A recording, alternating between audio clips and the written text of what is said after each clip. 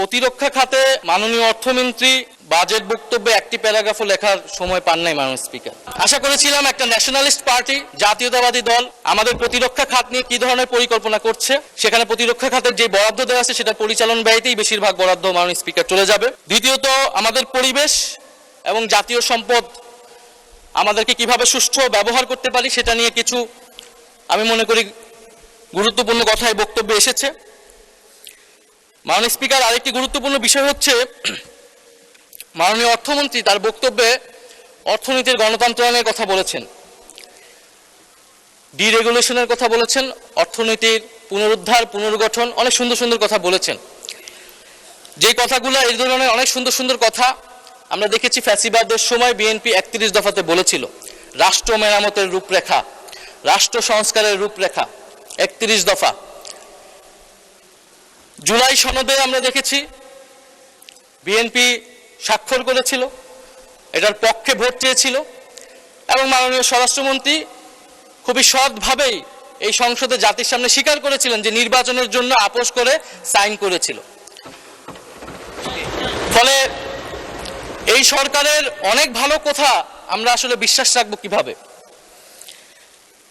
অর্থনীতির গণতন্ত্রায়ন আপনি করবেন, রাজনীতির গণতন্ত্রায়ন যদি আপনি কিভাবে না করবেন?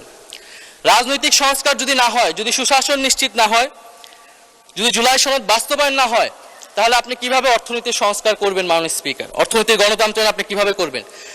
আপনি দুদক সংস্কার করবেন কিনা, আপনি বিচার বিভাগ সংস্কার করবেন কিনা,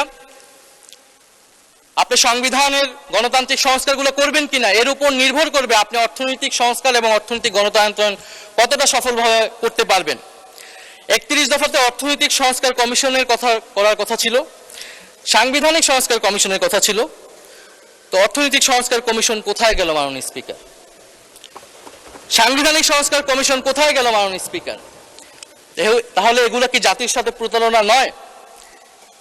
একইভাবে এই বাজেটকে যদি আমরা একটা প্রতারণার দলিল বলি, তাহলে মাননীয় স্পিকার আমরা কি খুব বেশি ভুল বলবো? মাননীয় স্পিকার, এই বাজেটে আমরা যেটা বলেছি যে রাজস্ব আপনি বাজেটে ঘাটতি বাজেট করছেন।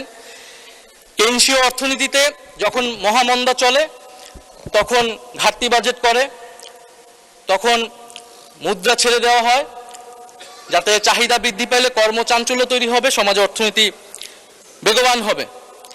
কিন্তু মাননীয় স্পিকার, এইখানে যেই আমাদের রাজস্ব ধরা হয়েছে আর আমাদের যে পরিচালন ব্যয় 6,21,000 কোটি টাকা, আমাদের কিন্তু এই রাজস্ব তো উঠবে না আমরা জানি, আমরা কিন্তু ঘাটতি বাজেট দিয়ে আমরা আসলে বিনিয়োগ করি যাতে পরবর্তীতে সুফলটা আবার রাষ্ট্র পায়, জনগণ পায়। কিন্তু আমাদের যে পরিচালন ব্যয় ধরা হয়েছে এটাই কিন্তু মাননীয় স্পিকার আমাদেরকে ঋণ করা লাগবে, এবং এই ঋণ কোথায় গিয়ে শেষ হবে? বিগত আমলে আমরা দেখেছি দেশকে ঋণগ্রস্ত করা হয়েছে, প্রচুর ঋণ নেওয়া হয়েছে। ফলে ঠিক অর্থনৈতিক গুণগত পরিবর্তনটা বিগত সময় থেকে কোথায় হলো এটা আমাদের কাছে মাননীয় স্পিকার ধরা পড়ছে না।